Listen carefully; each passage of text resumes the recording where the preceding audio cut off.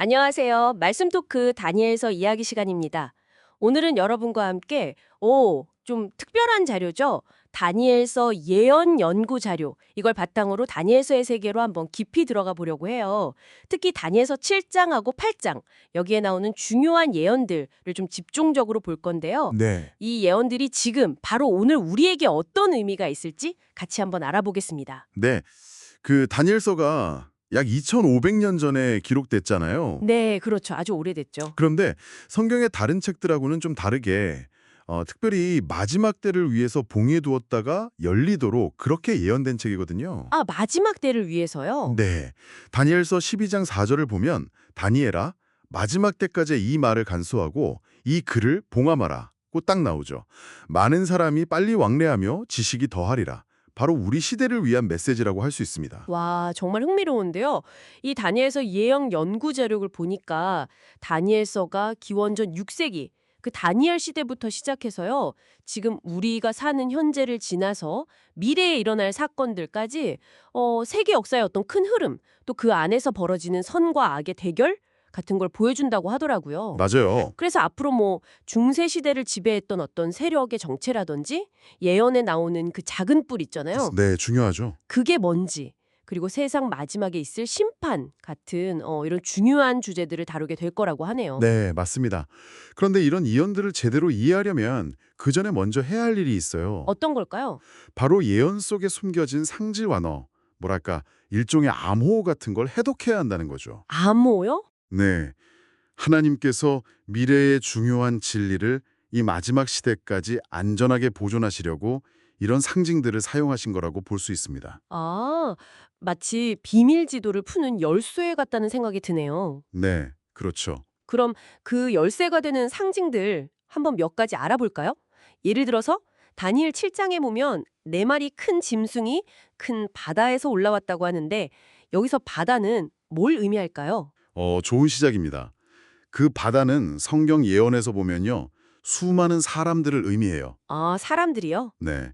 그러니까 백성, 무리, 열국, 방언들.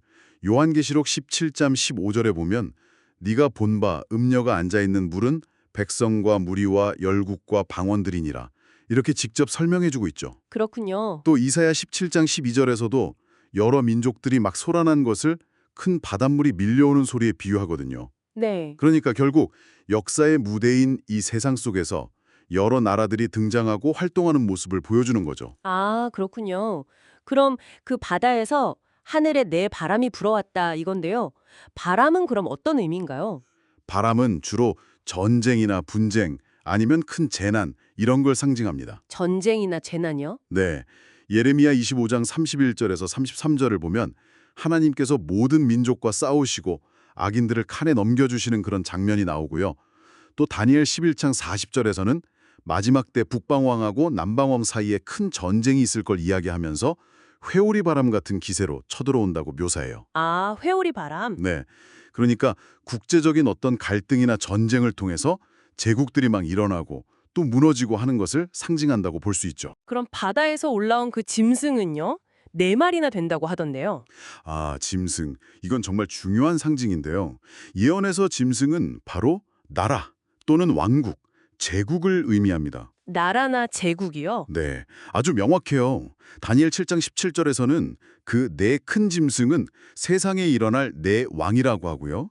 또 23절에서는 더 구체적으로 넷째 짐승은 곧 땅의 넷째 나라라고 쫙 밝혀주고 있습니다. 아하. 그러니까 다니엘 시대부터 시작해서 세상 끝까지 일어날 그런 강력한 제국들을 상징적으로 보여주는 거죠. 나라를 짐승으로 표현하다니 뭐랄까 정말 강렬한데요. 그럼 그 짐승들한테 달린 뿔들은 뭘까요? 특히 네 번째 짐승은 열 뿔도 있고 또 작은 뿔도 나온다고 하던데요. 네, 뿔도 아주 중요합니다. 뿔 역시 왕이나 왕국 또는 그 나라에서 나온 어떤 세력이나 힘을 상징해요. 아, 왕이나 세력이요? 그렇죠. 다니엘 7장 24절이 이걸 명확하게 말해주죠.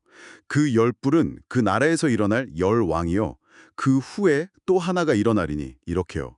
이 뿔들, 특히 나중에 나오는 그 작은 뿔의 정체를 밝히는 게 다니엘서 7장 해석에서는 정말 핵심 중에 핵심이 될 겁니다. 그렇군요. 궁금해지네요. 아, 그리고 첫 번째 짐승은 사자 같은데 독수리에 날개가 있었다고 하잖아요. 네네. 날개는 어떤 의미가 있을까요? 날개는 주로 신속함, 그러니까 아주 빠른 속도를 상징합니다. 빠른 속도요? 네. 하박국 1장 6절에서 8절을 보면 그 바벨론 군대가 아주 빠르게 이동하는 걸 묘사하면서 독수리의 나름보다 빠르다 이렇게 표현하고 있거든요. 아, 예레미야 4장 13절에서도 적군이 엄청 빠르게 쳐들어오는 걸 구름이나 회오리 바람 또 독수리에 비유하고요. 네. 그러니까 제국이 얼마나 빨리 정복 활동을 펼치는지를 보여주는 상징으로 볼 수 있겠죠? 이제 시간하고 관련된 상징도 좀 궁금해지는데요. 예언에서 하루, 그러니까 일은 어떻게 해석해야 할까요? 아, 이거 정말 중요한 원칙인데요. 예언을 해석할 때요. 네. 예언 속에서의 하루는 실제 역사에서는 1년을 상징합니다. 하루가 1년이요? 네. 에스겔 4장 6절에서 하나님께서 에스겔 선지자에게 직접 말씀하세요.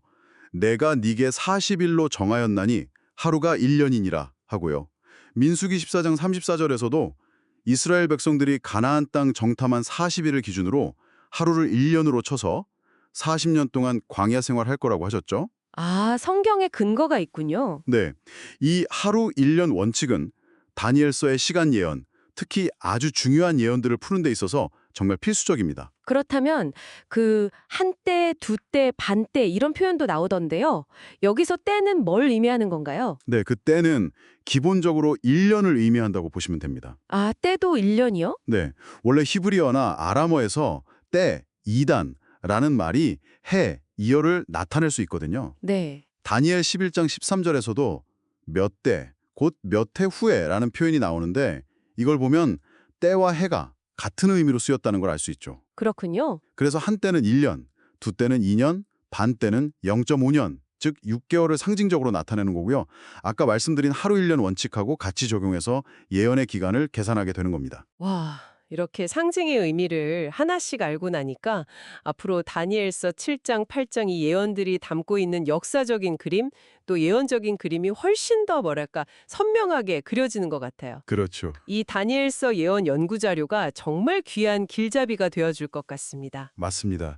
이 상징들은 정말 아무 회독표나 마찬가지예요.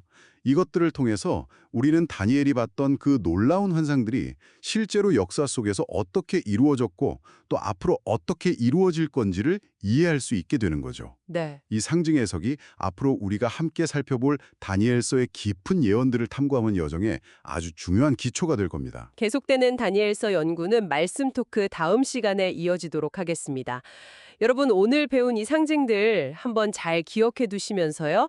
이 오래된 예언이 어떻게 인류 역사의 거대한 그림을 보여주고 있는지 한번 생각해 보시는 것도 좋을 것 같습니다.